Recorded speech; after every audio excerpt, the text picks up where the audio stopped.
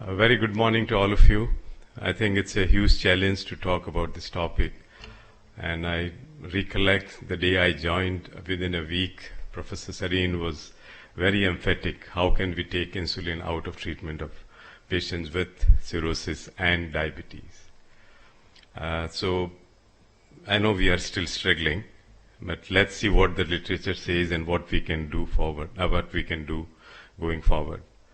I'll talk about it in terms of under these headings: introduction, little bit about type 2 diabetes pathogenesis, the initiation, the way it starts, SCC risk and pathogenesis in these patients of diabetics, hyperinsulinemia, what is the evidence in literature review, what are the anti-diabetic drugs we use and what is the evidence, what are the challenges and way forward.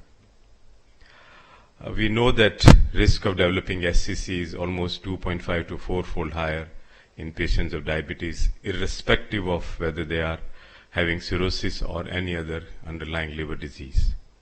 And this appears to be higher in patients who have poorly controlled diabetes as well as who have long-standing diabetes. One of the earlier studies done in 2012, it's not very old, they found that if there is diabetes more than 10 years, the risk ratio is 3.26, while it is less than 5 years, it goes down to 2.62. So the issue is insulin considered an important risk factor for cancers, including SCC? The answer till now is yes, and the unfortunate part is that, ironically, anti-diabetic drugs have also been found to be associated with risk of SCC. A 2005 paper in Gut, which looked into diabetes increasing the risk of SCC, 2,061 SCC patients compared with 6,183 non-cancer controls, and proportion of SCC patients with diabetes was much higher, 43%.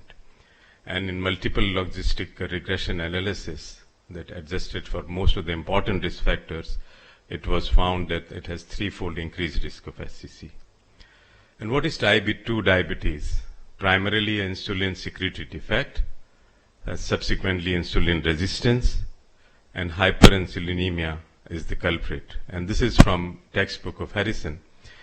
When you have good insulin sensitivity and you are able to maintain normal glucose, but once you have sedentary lifestyle, you have other risk factors, the prediabetes sets in and your insulin secretion keeps on increasing, the state of hyperinsulinemia occurs.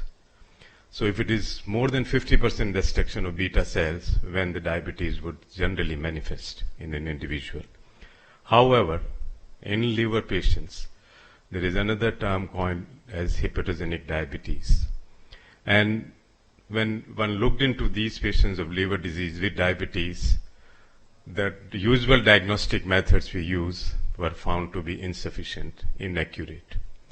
IGT and DM were identified as much as 38% and almost 40 and 20% respectively with normal fasting plasma glucose. Using thresholds of what is ADA has given, you will still miss from 28 to 55% of the patients having diabetes in these patients. So that's a huge number. A very small study looked into 15 patients with compensated cirrhosis and found 40% of these subjects had HbA1c levels within normal range. So it's a challenge. So what do? Do you take fasting plasma glucose? No, not always accurate, although it is convenient. The oral glucose tolerance test, very good, but again difficult to do. You have to keep people fasting. Patients with advanced liver disease will have problem, and it can have poor reproducibility. Hemoglobin HbA1c, no fasting requirement, very quick answer, but it can affect it by erythrocyte turnover. You're not able to completely capture the glycemic variability, because I see sometimes in OPD, HbA1c done 15 days back was 7.8. After 15 days, it is 6.4. Glycated proteins, other glycated proteins you can use, but it is a rapid glycemic variation, unaffected by anemia, erythropoietin therapy, transfusion. but it does get affected because of the metabolism in cirrhotics. So one of the molecule was 1,5-N-hydroglycyrrolidine, very sensitive to glycemic variation, but it also gets affected by dietary intake. So we don't have real answer. So what is the mechanism of this hypertonic diabetes? You have on one hand hyperinsulinemia, which is classical in type 2 diabetes. You have insulin resistance, so you have lack of negative feedback. There is impaired suppression of hepatic glucose production, and there are disease-specific mechanism of insulin resistance. And finally, beta cell dysfunction, which leads to accumulation of these advanced glycation end products and burnout. So SCC risk is related to toxicity associated with medication, or it is simply a reflective of increased SCC risk in diabetics or patients with metabolic syndrome, or is it both? If you look into the impact of diabetes on various stages of liver disease, you would find that even a normal liver will have increased risk of NAFLD, which is by 2 to 5-fold, and the risk of SCV increases by 3.5-fold in these patients. Once you have a chronic liver disease, you have faster progression, and you also have increased overall liver-related mortality in these patients, which increases from 3-fold to 22-folds. End-stage liver disease, the survival dramatically reduces. You have associated ascites, renal dysfunction, bacterial encephalopathy, bacterial infection, hepatic encephalopathy, and increased risk of SCC. And even after liver transplantation, patients who were pre-diabetic have all chances of getting SCC much earlier than others. So type 2 diabetes per se would act in a manner where we will have hepatic peripheral insulin resistance, increased insulin growth factor, which is one of the important culprit, pro-inflammatory state, and intestinal dysbiosis, all leading to increased cell growth proliferation, decreased apoptosis of the cells, increased angiogenesis, increased DNA damage, and thereby leading to hepatocellular carcinoma. So how does hyperinsulinemia cause development of SCC? There's a good paper in Nature Review which looked into the molecular aspect of this, when they found that there is an extra exon and hyperinsulinemia. You have pro-insulin, insulin growth factor 2 and 1. They go to the insulin receptors, which are A and B. There they activate insulin receptor substrate and SHC protein, which finally lead to RAS activation. And then you have phosphoinositase 3 kinase, which gets activated. And you have the kinase activation here, which lead to mammalian target of rapamycin, which leads to protein synthesis, simultaneously cellular proliferation. And these repeated pathways are repeated downstream, leading to carcinogenesis. And which was beautifully demonstrated in this mouse module, high-fat diet, a transgenic mouse model, and a genetically induced obesity module, all leading to systemic hyperinsulinemia. Again, the same factor, and it leads to tumor induction by all these environmental factors, your poor diet, and sedentary lifestyle. What does it cause? Stimulation of cell proliferation, induction of epigenetic changes, induction of mesenchymal marker expression, and induction of p53 expression, which all are insulin-dependent action. So the crux of the problem is hyperinsulinemia. One of the studies, and 20-year follow-up from this Paris prospective cohort study published in Diabetes in 2001, they found that certain cancers are much, much more common in people with hyperinsulinemia vis-a-vis other cancers. And what they found was, if there was a peripheral hyperinsulinemia, there were a high portal insulin concentration produced fatal liver cancer. And if you look into this group here, higher the level of insulin, even fasting or post 2 hours, more are the people who would be likely to get cancer of liver. Some of the studies which looked into anti-diabetic drugs and SCC risk, one of the study published in 2021, which looked into incidence and survival of hepatocellular carcinoma in type 2 diabetes with cirrhosis, who were treated with and without metformin, sorry, they found that out of the 327 patients, 162 were randomized to metformin, 165 never got metformin.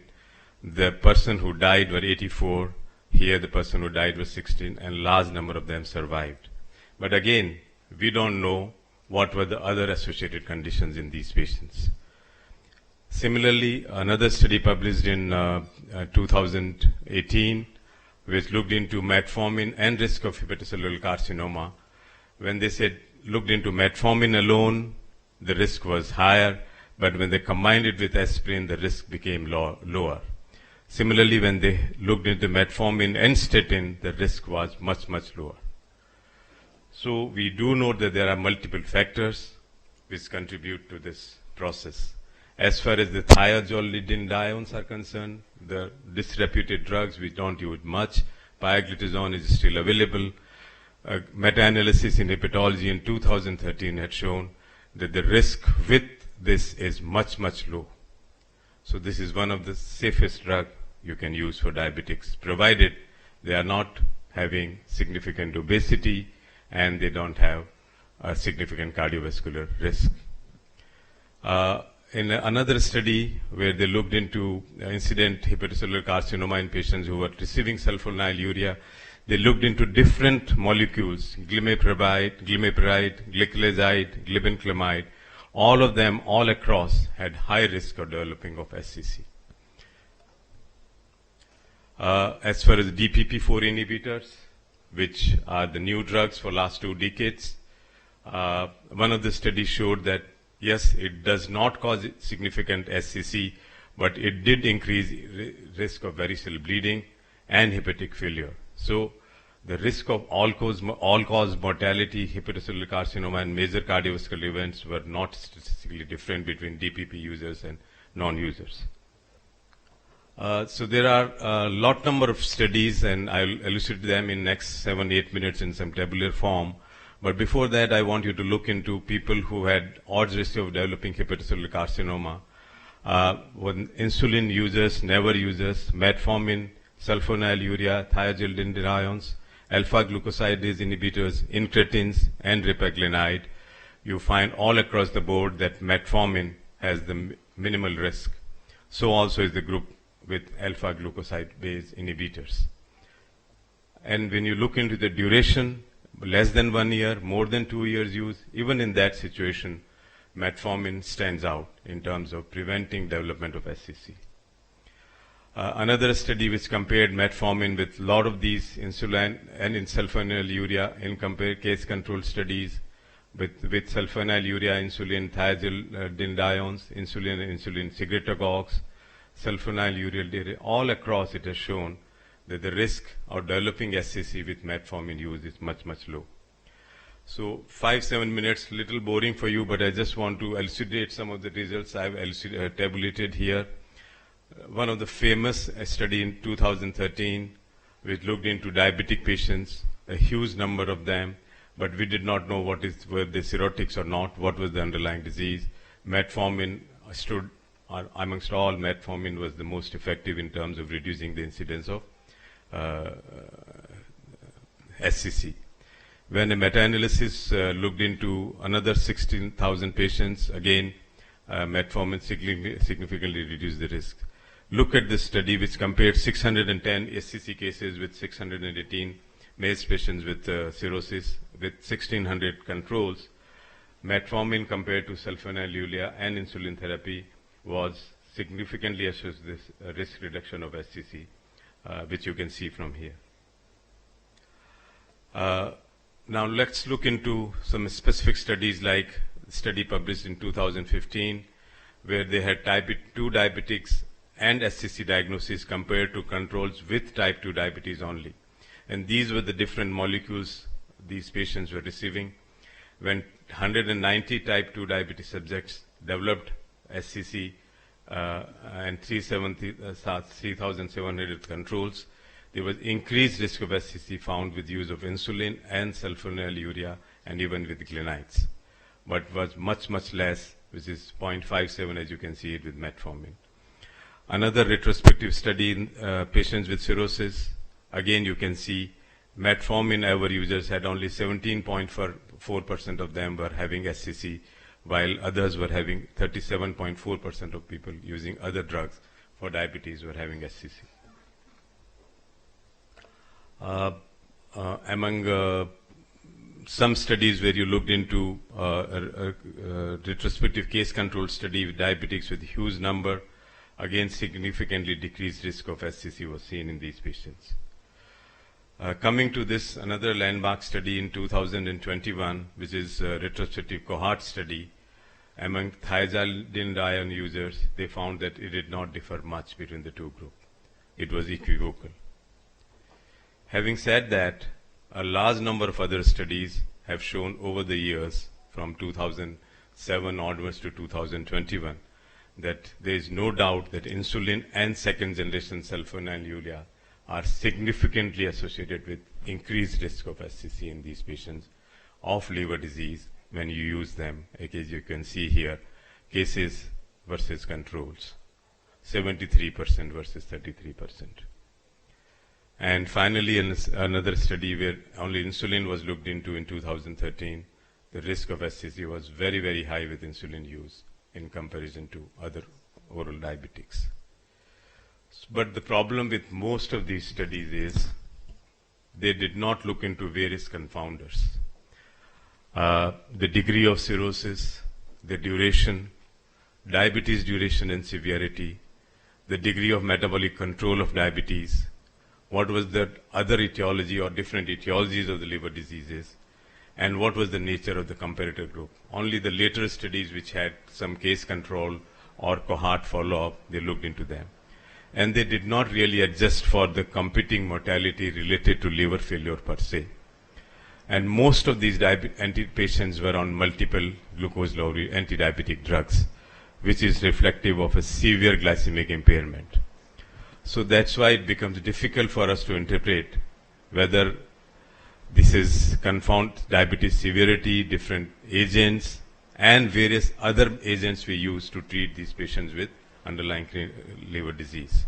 However, it would be prudent to avoid sulfonylureas and insulin in favor of newer drugs like thiazolidine, not newer really, SGLT2 inhibitors, DPP4 inhibitors, and insulin analogs, and particularly in light of data supporting their potential protective effect against SCC development. Conversely, in patients with severely decompensated liver disease, insulin would still remain the drug of choice. So dilemma for us is how do we treat these patients? Let's look into some individual drugs and their impact on SCC. Metformin is wonderful, good in all aspects. It has shown to reduce SCC by 50 to 70%, reduce the risk of hepatic encephalopathy, and very rare chance of metabolic lactic acid. How does it work? It reduces hepatic glucose production, decreases insulin circulation, it reduces the cell's activity and inflammation, activation of AMPK pathway, inhibition of mTOR pathway, reduce cell proliferation and reduce weight, and even has positive impact on gut microbiome. But the caveat with the initial study, which shown early mortality when it was used with your sorafenib. Again, when it was reanalyzed, it was found that it was intrinsic resistance rather than metformin being culprit. And similarly, there are studies going on with your immune checkpoint inhibitors, which you are using in SCC. How can you combine metformin? And the results at the moment look encouraging for them. Pioglitazone acts through reducing insulin resistance, and let me say to the outfront. These are the two group of drugs which are the best, pioglitazone and metformin, because they are sensitizers. They are not secretors of insulin. Sulfonylureas are secretors, so you will have more insulin. So you have to think about that. Again, it causes improved histology in animals. It has been shown.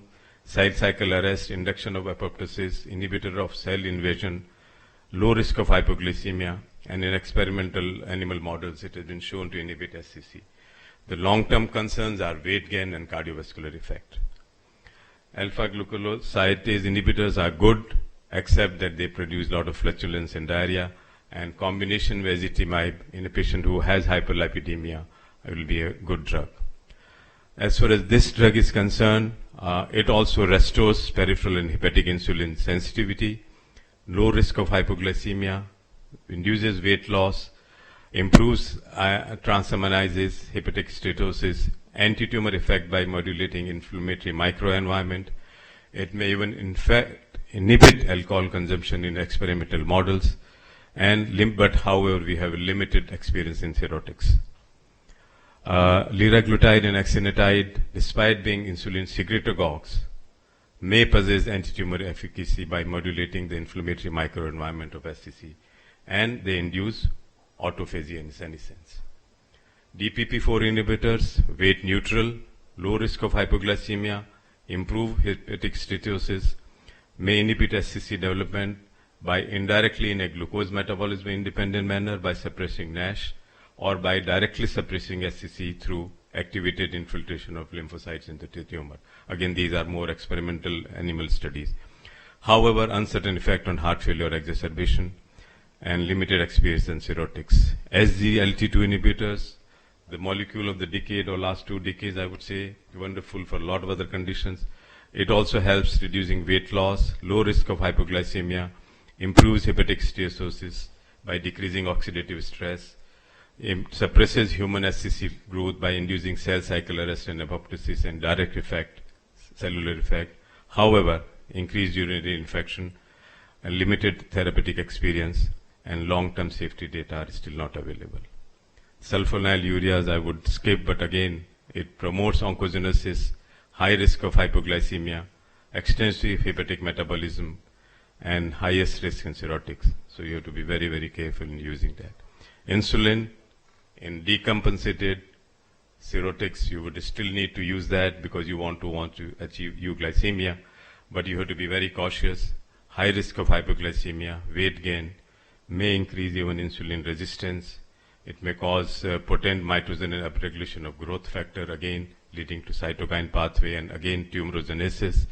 And cirrhotic patients may have exaggerated response to insulin due to hepatic gluconeogenesis and sarcopenia. So these are the molecules which on the left side of yours are the molecules which are good to use in diabetics. On the right side are big no, except in a severe decompensated cirrhosis. DPP-4 inhibitors are either way one can use. So can we avoid using insulin in these patients in view of hyperinsulinemia and increased SC risk? The answer is no. At least in severely decompensated cirrhotics, we will have to use because hyperglycemia per se is a risk factor for SCC. So my algorithm would be, if you have no cirrhosis, you have compensated cirrhosis or decompensated cirrhosis, metformin would be the drug of choice. If you think you're not getting it controlled, be careful in using sulfonylurea and glinides. Add a GLP-1 agonist or a DPP-4 inhibitor, or you can add a SGLT2 inhibitor. If still non-obese, you can think of adding pioglitazone. If it's still no control, you need to use insulin. In compensated cirrhosis, metformin again is the drug of choice. Stop sulfonylurea and glinides. Add alpha-glucosidase inhibitor. And if it is still uncontrolled, you can use liraglutide or the GLP-1 analogs if renal functions are okay, or DPP-4 inhibitors. And if you don't get good non-obese, you can try pioglitazone here also or insulin. For decompensated cirrhosis, we would like no SU, sulfonylurea glinides. Metformin is still a drug of choice. You can also add alpha-glucosidase inhibitor. Short-acting insulin analogs would be the next choice. We don't have much literature about DPP-4, about SGLT2, and even for that matter about GLP-1 analogs for a decompensated cirrhosis. So the future perspectives would be you need more randomized controlled trials with individuals diabetic, eliminating the confounders. Study the effect of immune checkpoint inhibitors in patients who already have developed SCC, and you need to control both. Treat all diabetics with OHA, preferably metformin or thiazolidinediones. Second-line drugs can be these. DPP-4, SGLT2, GLP analogs, and a subgroup you have alpha-glucosidase inhibitors. Studies on post-transplant use of antidiabetics and occurrence of SCC are not still available, but again, metformin still remains #1 drug. And these are some of the studies which are going on, which are looking into PARs, which we know about, pioglitazone, looking into the SGLT2 inhibitors and insulin analogs, and they would definitely throw a light on these cirrhotics and being treated with diabetes, being treated with these drugs. So to summarize, I would like to say sulfonylurea and insulin are the major culprits for causation of SCC in addition to poorly controlled diabetes. Treating hyperinsulinemia is critical to prevent further progression of SCC occurrence and fibrosis. Drugs increasing insulin sensitivity must be the first agents like metformin and pioglitazone. Newer drugs like DPP-4 inhibitors, SGLT2 inhibitors, GLP-1 analogs, and other choices, but robust data are still lacking. In decompensated cirrhosis, short-acting insulin is still the preferred therapy. SCC risk is increased in CLD with diabetes, and it's still not certain if poor control and anti-diabetics both are the culprit or the other factors which also contribute to it. Thank you very much.